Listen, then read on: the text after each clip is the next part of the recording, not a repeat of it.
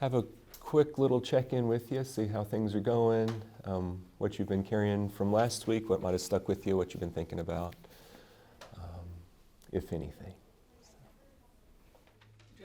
Just I continue to, I'm glad I'm in this class because I continue to be reminded that most of the conflict that I experience is really within me. When I'm mad at somebody else, I'm usually mad at something in me, or I'm mad. I've really got a big ego. And it's Don't we all? about me. Right. But and that's been helpful for me. So it's when I'm in conflict and getting ready to really go after somebody, and really, okay, what is it in you that is not right, as opposed to what's wrong with them. And, I think you can carry that to the extreme, so you're not always down on yourself, but being aware of what your real emotions are and what the source of those emotions are is something that this class has helped me focus on.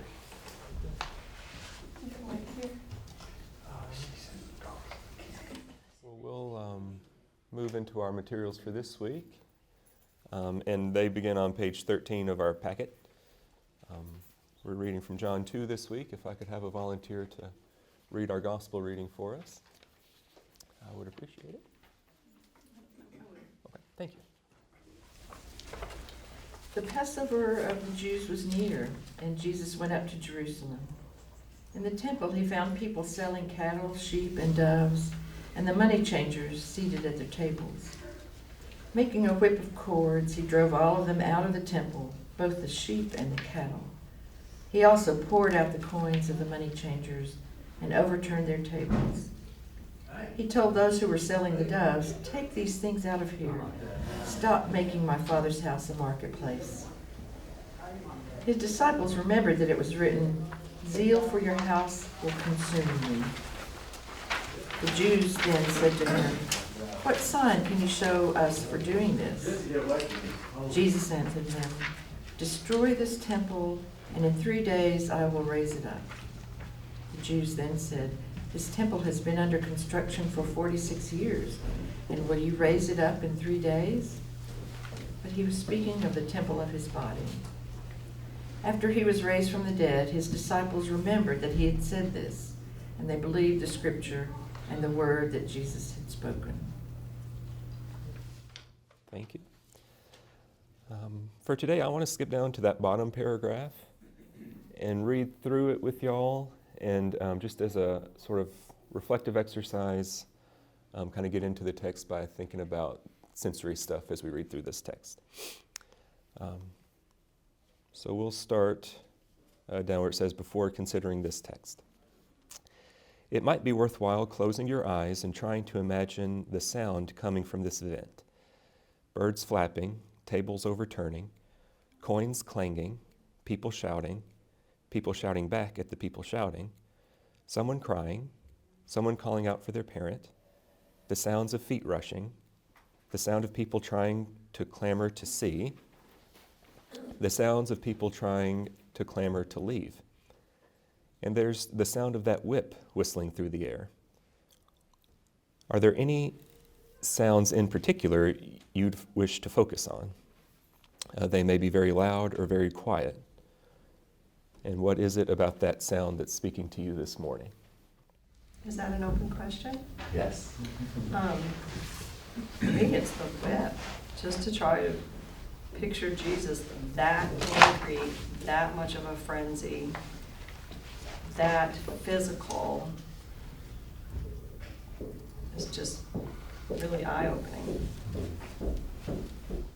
Yeah, it's a different image of Jesus than we've seen so far this Lent, where he's kind of being secretive about his identity and not wanting to draw too much attention.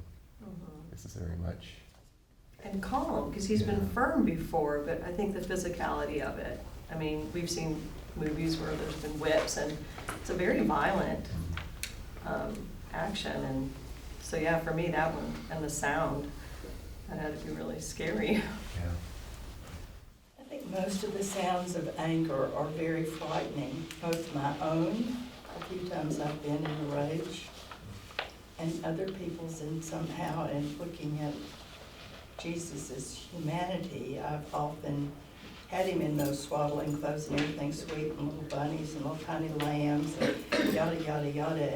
And this really, I see him as human, and I don't know, at times if you're not mad enough, do you often have a real heart for it? So there's something kind of it's both frightening and wonderful to me on both sides of it. But people screaming at you or, you know, trying to hit you or whatever, I think is very, very frightening. Fearsome, yeah. But people that have real passion for things are also fabulous, and sometimes you have to get there before you can put real passion into change in the world. Yeah, and kind of connecting all that our passion may be fearsome for us sometimes as well, to get to that point of putting stuff out into the world. Yeah. Any other thoughts? I appreciate the fearsomeness of anger that's been mentioned both times, what can be. I think there's some chaotic noise in there too, with all the animals being loosed and the doves flying off, and it's just kind of unsettling. It's hard to hear the message in the midst of all the noise. And I think the point's made in the packet somewhere that the noise is the message in some ways. And it is a different way of kind of talking about Jesus than we might default to. I think it shows the different reactions for people. Some of the people, it says, clamoring to see what's going on, so they're curious. Others are running like heck because they're scared to death. So I think it's just according to the individual as to how they would react to that anger. Yeah, and I appreciate that insight. It brings me to mind back to page 13, where it says it may be helpful to think of a time when you were consumed with zeal, or perhaps anger may be the word for it. What is your memory of that time? Where in your body did you feel the anger? What did you do with it?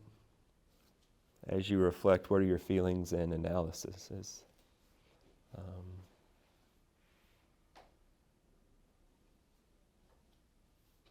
Yeah. So can you recall a time when you experienced your anger in a more acute way than might be your usual? And what does that feel like? How do you reflect on it or think back on it? Kind of answering the first question about the sound and kind of was it, for me it was the flapping of the birds, the wings, because that would be the escape, trying to escape the chaoticness of the situation. And that to me was that fight or flight, which in the passionate anger or rage, you know, that's kind of where you vacillate, is between fight or flight. And that was just me. In general, I think when I get angry, and if it's something that I remember so clearly, like I'm thinking of one incident when my child was growing up, it was just so bad. Now I feel sheepish about it, you know, I don't want to remember that. Yeah. There it was, and I still remember it a long time later. But it just happens, and then I regret it. Yeah, and anger can certainly be hard to talk about, and I'm feeling that this morning. It's hard to kind of get into a real discussion about anger, just because of all that may be associated with our anger, these messages that we may have received or may tell ourselves about our anger. I don't know if that resonates with anyone. As I was reading this, it's funny, this morning I was trying to read this and my kids are running around screaming, and then my puppy starts trying to nip at my kids and then trying to attack me because I'm trying to intervene. And then I was reading it, I was like, Because what happens with me is I'm often very overwhelmed, and then it comes out as like yelling. Yeah. So, yeah. And older women were taught, I mean, some of us that are in the 80s or whatever, that it was very unladylike and you should never, ever, it's just not done. So I think at times when I've been really angry, I mean, in a rage, I felt very ashamed. I don't suppose Jesus was ashamed after yelling in the temple, huh? Yeah. No. I think for me, one of the things is because anger has had such a negative connotation in my life that I don't know what to do with it. So I'll get angry and I'm not quite sure what to do. And that comes out in large ways and small ways. And I connect with that there is something about just our lived experience of my own anger, but other people's anger toward me, that there's a sense of no control, lack of control. And then, so what do we do with it in the moment? And then how do we kind of be kind and self-compassionate as we reflect on it? That is a hard balancing act, because I think that anger's okay, but it's how we process it and how we express it. And sometimes, like you said, you probably were very justified reeling in your kids, but maybe how you did it, whatever happened, Could so. have been another approach. Yeah, but in the moment, it's hard sometimes to really balance that and to say, calm down while you're really angry. And, or if you're on the receiving end, somebody being really angry, like how do you respond? But I think that's still an honest emotion. I don't think being angry is a bad thing, but to your point, I think how we process it and how we do handle it. Yeah, in my world, we talk about dysfunctional anger and functional anger. And so that it's not anger is good or bad, but it is that expressing anger. The way that we might do that could be harmful or not, or less harmful, or I don't know. But So it reminds me of, there's a time and a place for it. So I don't know if anybody's heard of the rage room, where you actually can go and suit up and smash and break and let loose whatever anger you have. That's the intention. So the time and a place and a healthy space to take it to. We had a woman with cancer, and there was a period of time that was frightening. We had about 10 or 12 women in their early 40s that all had breast cancer at one time in the parish. It was right significant. It shifted something in all of us. But she was at UT being treated, and a lot of us that knew her remember what they did. In the support group at UT, the nurse practitioner, they would have a give me a break exercise, and they bring plates and they would rage and throw the plates for real. So that it was given permission, if you're not angry, you're not paying attention. But then to get it out, but then to get to the other side, very powerful. We all laughed, and then I thought, wow, that's, For me, and getting that enraged and you're in that moment, and then, because behind it is the hurt, from either being attacked or being wronged, if you're, directing that. And oftentimes in retrospect, I wish I would have just voiced the hurt as opposed, but again, that's in a perfect world. But again, I'm like you, the rage or the anger is obviously a natural reaction, but underneath, and I think when I reflect and there's that moment where you can walk away from it, I always find the hurt that caused it. Yeah, and I think both of these comments kind of get me to that next paragraph where our author raises the question, what was so important that you got angry and showed your anger? And so I'm hearing, raising children, breast cancer, a number of different things that may get our anger to a place of expression, but I wonder if there are other other things that are important that get you, that stir your anger. I'll say it like that. I've had to stop watching the news Mm. because I was living so angry. I was so angry at what was going on nationally, and it wasn't helping to read the news. I mean, I try to stay just aware of the headlines so that if it's something I need to attend to, I will. But I got sucked into my friends who watch Fox all the time were just like me. I was watching MSNBC all the time, and we were both equally angry. And it just wasn't helping anything. I wasn't a better person. I wasn't a kinder clergy person. I wasn't able to listen any better, so I just stopped doing it. And it helped. Well, good. Yeah, but in that, I hear there's something that draws you in to that space of anger. And I think that's part of. Well, part of it is righteous anger, I like to think, because I do think there's some things that are going on that are bad and we should stop. Yeah. And I get angry about those things. But when the anger becomes the dominant reaction as opposed to being thoughtful and constructive and trying to figure out how to find a solution and trying to bring people together around the solution, those are all different. They require different emotions. I think John's example of the cancer patients, maybe that their anger was caused by fear, just not knowing what's coming or what to do or what's going on, and maybe a reaction could be anger. I think those two go together really well. Fear. Most of the time, fear, it's like the opposite of love is fear, not hate. Hate, anger, and those kind of emotions grow out of that fear sometimes. And a lot of people fear that their way of life's going away, the fear that they think the things that they love about the way the United States is going away, and that causes them to get angry. And I think if you can figure out what's brought it on.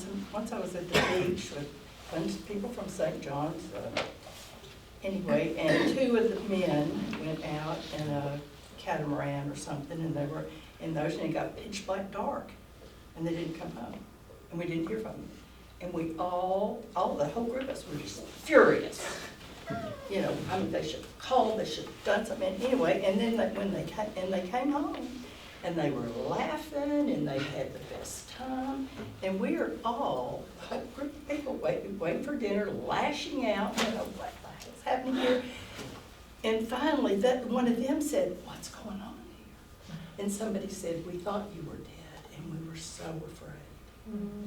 And it just bubbled up, and we could all hug each other and say we're glad everything. We had dinner, and it wasn't a huge big thing, but it was a thing for me often to look when I'm so angry, and usually it's out of my own fear, or I feel, unequal, unacceptable, or I'm angry at myself for what I've done. But there's always, for me, usually some fear in it.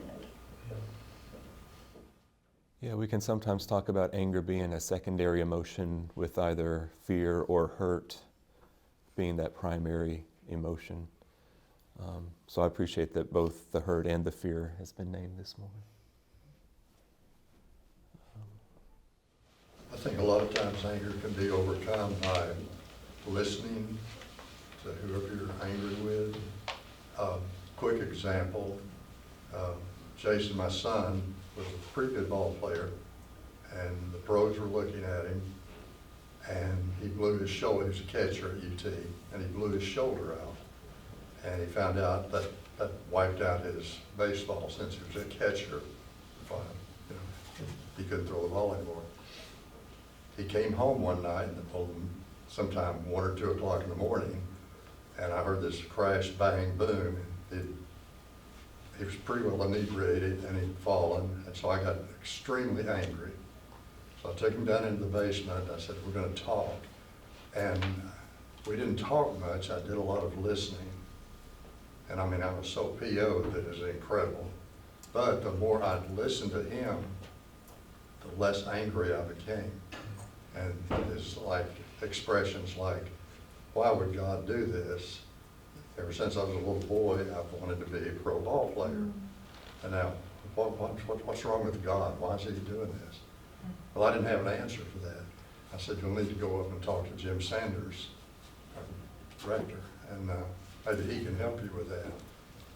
I'd never asked him and I never asked Jim if Jason ever came to him, but it seemed to settle him down, just the fact that I had overcome my anger with him and was willing just to listen to him, pour out his heart.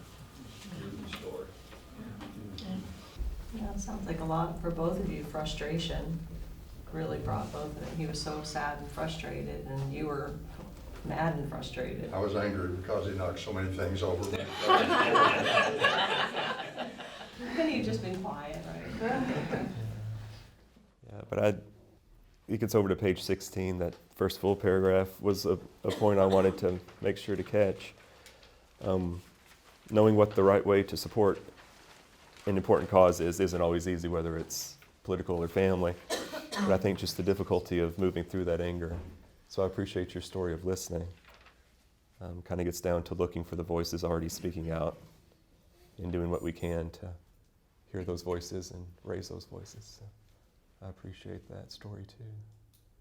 I was thinking about when you're passionate about a belief that you have and you feel that there's an injustice that you witness and you're unable to get across, you're trying to make your point about how this is so wrong and that too of trying to find that it's a lot for me is I find when I read in retrospect that I realize it's so much wasted energy. There would be a better way to channel that energy to hopefully do for good if it's something I feel is a strong belief and I feel I can contribute. How might we return to the gospel story in light of this conversation we've had this morning? Does anything kind of transform for you as we think back to the story of Jesus clearing out the temple? I was just kind of thinking what led up to that point that made Jesus finally just, shout out. Why was he so, was it a big build-up for him, holding it in and then finally just, blowing it out? I don't know. Yeah. Guess I don't know the scripture closely enough. Me Well, either. yeah, I do think that's a good question to reflect on.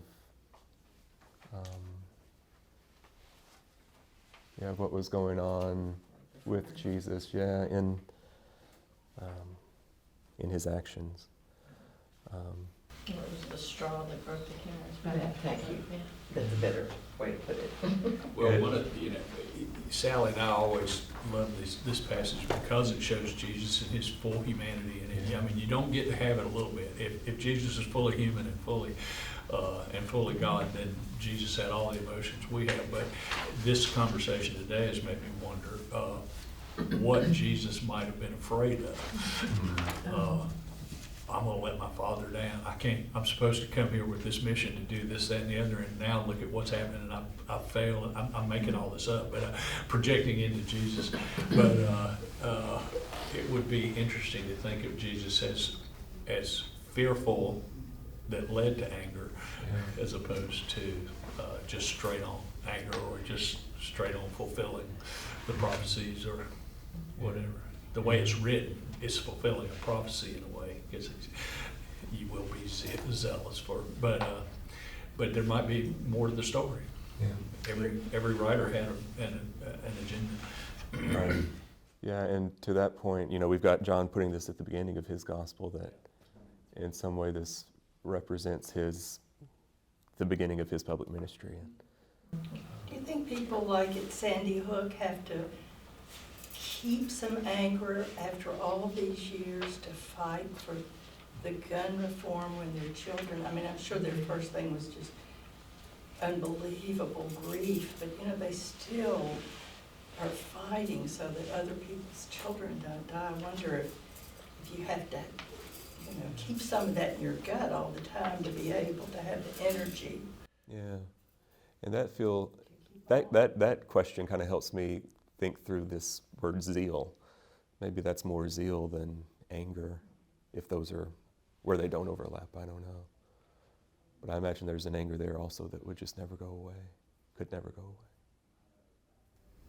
Is there some scripture for Lynn's question that is stated where why Jesus got to that point? I'm staring at all the priests. Is there something that, you know, I that? said it last week with Tom Coaster. I mean, no joke, it is out of the gate, listen to Chris. This is, you're gonna get it. And in the context of our lives too, which is, it's a brilliant sermon. It's really great. So he's gonna speak to it today. Okay. Later on. He's gonna talk about it. That's exactly what he talked about. Yeah. Yeah, I'm touch again, attended Bob Booker's memorial service, y'all remember sweet Bob Booker? But what was curious to me, and I picked up on it, so I really like what he said, it gave me an insight to what the process, it was very long, by the way. It's like over 3 hours, and lots of speakers. But what's interesting, the African-American speakers, like the new college president at Knoxville College and all, but they got up, and a lot had been said about Bob. In his early years, he was an activist, very strongly an activist. He started the sit-ins, you know, some guys got together from Knoxville College, started sitting in at the counters, went to the movie, got arrested. I mean, he was an activist about those things. He wasn't sitting on the sideline. He said, you know, the laws aren't fair, they're not proper, and I'm going to do something about it. Never, so his anger was his action. I mean, he paid the price for them. But it's almost kind of like he also mellowed in many ways because he's an older man, he's 88. So he didn't come off with that kind of stuff prominently, not that he didn't still hold it. But a lot of the speakers talked about good anger. And it caught me, I thought, what's going on here? It's fascinating.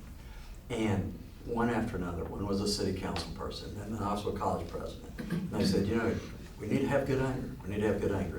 And I would call it the black dialect, that preaching style. It's really powerful to me. I said, man, this is great. The thing Jerry asked, and I never thought about this, is there good fear? I mean, really. They're saying, we're still afraid of some things.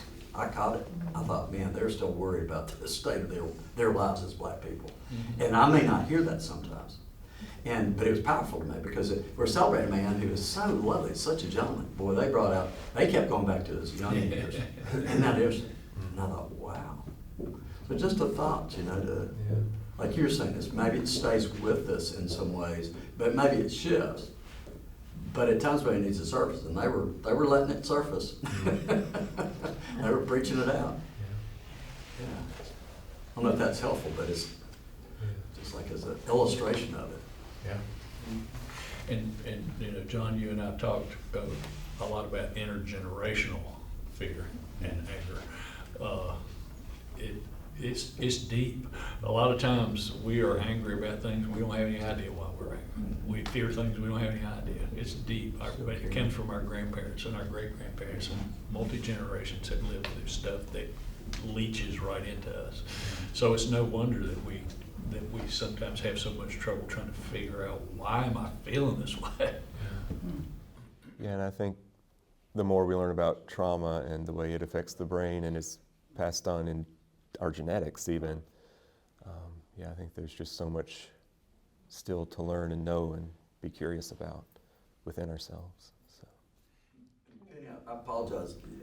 The answer is yes. There's actually a reason for the story. And Chris eliminates it succinctly and wonderfully. So I should have said it that way. Well, cliffhanger, Well, I don't want you to go to Starbucks. We're going now. You'd like the Baptist go to Sunday school and not go to church. Did I say that? I'm sorry. It's interesting to me, this intergenerational trauma stuff. One writer made some really important observations that, well, most of us in this room, not all, but most of us are Caucasian, are white folks, and we tend to think of trauma as what we did to Africans when they came over, et cetera, et cetera. But this writer pointed out that Europeans were killing each other for generations, and we've got so much fear and anger in ourselves from the trauma that our ancestors did to each other before we ever got into the 1600s and the 1700s, 1800s, and the slave trade and all of that. And so this person basically said, white folks need to deal with their own anger before they start worrying about dealing with ours. And it was really an insight that I never thought about. Psychologist says, what's the, my grandmother's grandmother's hands, hands. and I'm telling you, it is. Yeah. It was an awakening. It's very powerful, very, very powerful. What was it I've called? never- My Grandmother's hands. I've never heard that. And basically what he said is he was fearful of getting black and white people in a room and tried to talk about race. Right. Because he said there's so much trauma in the room. And I appreciate you raise that. Because I'm often not aware of it at the moment, either myself or others. I often feel I don't have much. Every once in a while I'll think, you know. But then I catch it in others and I'm going, man, I should have been on top of that. He just says that's why he says most of those conversations are totally non-productive. They're going like this. Because people can't access it, so they act it. So the anger is the trauma. Yeah, I think maybe that's what you're saying on that. You know, it's an interesting, powerful thought. Sometimes I wonder if Rosa Parks was angry or just tired. Yeah. But whatever it was, it changed. It had a great input on people that, there's a little old lady that, you know, I've had it, it's too much. I think too, when you stuff the anger for so long, is when you get to that level where you cannot productively talk about it. Yeah. Yeah. And the good anger, like you guys are talking about, that passion that I referred to about ability to channel it differently. As Bob Booker did as he aged, I think it was always still there. It's what drove him. But he found a way to channel the energy of the enraged anger in a different manner to be productive with it. You know, I remember Well Bob said. when, back in the eighties, when he was a young, we were both younger. And he could be really angry, but you would never know it. He was able to control that anger and talk really pretty productively about different situations that he really was PO'd about. But you never saw him, I never did see him anyway, raise his voice. Yeah. I mean, he might exaggerate a little bit of a sentence or something, but as far as raising his voice in anger, I've never heard him do that. Of course, that goes back many, many years. But he was a young man who showed no outward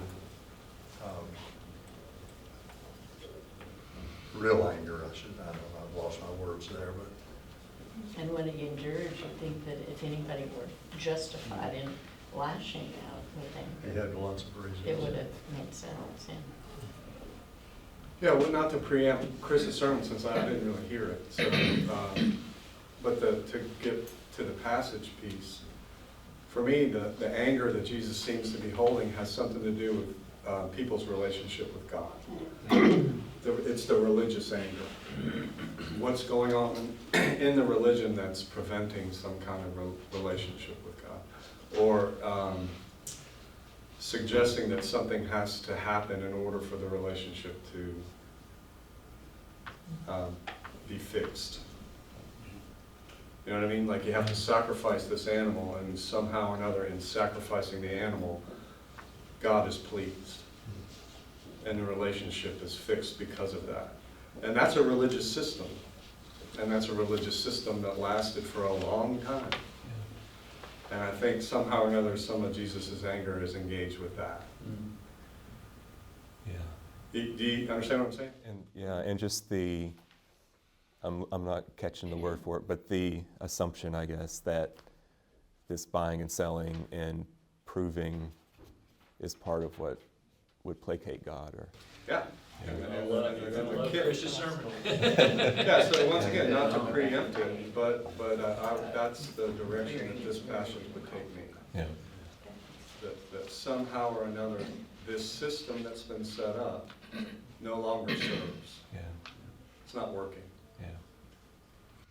And it is helpful, and thank you, because I'm like y'all, I'm always studying scripture, so I have the benefit that that's professionally part of what I do, but so I don't know any more than anybody else, I just study it. But it is helpful to know those little antecedents.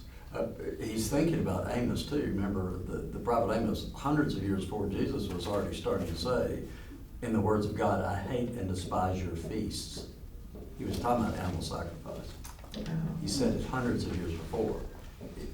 And I'm not gonna go far with that, because Chris really keeps developing. He doesn't quote that. And I said, man, you made me think of prophetic thought, and he's got another quote from a prophet. So it's not like he thought it up himself.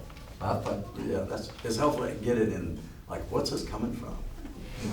Yeah, to kind of have but we have it too, in a way. Yeah, I was just thinking, how does our economic system speak into this economic system? Wow. Absolutely, and Chris got a little say about that. Yeah. Yeah, it's a way to think about it now. Don't we start with little children? You act nice, you didn't, Mom will love you, and I'm gonna give you a cupcake. I mean, it begins in the very beginning of what, it's almost like, you know, show you how to buy love. One question I still have, like thinking about the conversation, is when should you flip tables and break plates to like release your anger, and when should you like maintain it and like try to use it productively? It's a great question. What do we, any thoughts on this? I need to write that workbook. Well, I was working with a rape victim once when I was in student affairs, and did exactly a variation of what John was talking about. We got a bicycle chain and a trash can and went out in the back and just beat the hell out of the trash can. And it got her over the hump to be able to be productive, to start thinking about how she can channel that anger. And but she had to get past that because it was so all-consuming that she couldn't do anything but be angry. And, It's got a nuanced question. I appreciate the question. yeah. I like questions better than answers. I think about questions. I'll think about that a lot, because I think there is something about that. When do you hold it? It's an appropriate time also just to hang on to it, not do something with it. What did you say y'all call it in the, y'all, when you're? Functional and dysfunctional. Thank you. Okay, yeah, I didn't hang on those words. That's a great way to think about it, for me. Because I got a lot of dysfunctional anger. I mean, I really do. And as soon as it's out of my mouth, I'm thinking, this is not gonna go well. Yeah. Yeah, thank you for that. Yeah. So what function was Jesus' anger serving in this moment might be a question that we can reflect on too. So does functional anger need to be held for a while until you realize what to do with it? Or? I don't think necessarily. I do think it requires awareness on for me to have my anger be functional. It's got to be, I've got to have the awareness of kind of what's moving in me and how I want to move through that. But so that's the outcome of work, I think. But yeah. Because my default is to repress my anger. So this, in some ways, I'm jealous of Jesus' ability to express his anger so transparently. But had he repressed it so long that he had to express it? Well, we gotta go, but my last comment ended this last week, so this week I have to ask, what's up with those really angry shark socks? Right? Thank you. And before you stop, hey, Whitney, tell them the insight about process. This is in live, and I want to do it in real time. So, but about how many people have tuned into this during the week? It's really interesting as we've kind of played with what technology can do to help us connect with each other and connect with those that aren't here. When you look at kind of what the data is from that, there is many, if not double, the people in the room each time that are engaging with this throughout the week. And so it does something when we're talking about connecting with each other and who's here and who's not here. I don't know, I think there's something really interesting that we're experiencing and we're learning a lot about with the idea of what does it mean to extend something beyond just where we are. And so it's an exciting thing. We don't necessarily know the right ways to capture and direct and what to do with that at this point, but it's definitely something that we're engaged with and we're watching really carefully. And so as we love having things that it's easy for you to share with someone else. You know, it's one thing to have been in a situation and be like, gosh, that was really great. I wish you would have been there. to be able to say, here, take a look, I'd love for you to see this, is really nice. And the more things that we can have that are easy to share like that, it's really great. And so, thank you guys for allowing us to capture. And there's a river, yeah, it's like 50 views, so that meant 50 individuals or 50 couples watched last week. Oh, wow, holy smokes. So I hope that feels good. It felt great to me. I thought, gosh, what a great way to have, because everybody can't get to the same thing at the same time. Just a thought, just a process about why Nathan is so creative and spending our time doing this. It's actually proven out. It's really something going on, really powerful. Can I ask one more question? Is there not a difference between anger and rage?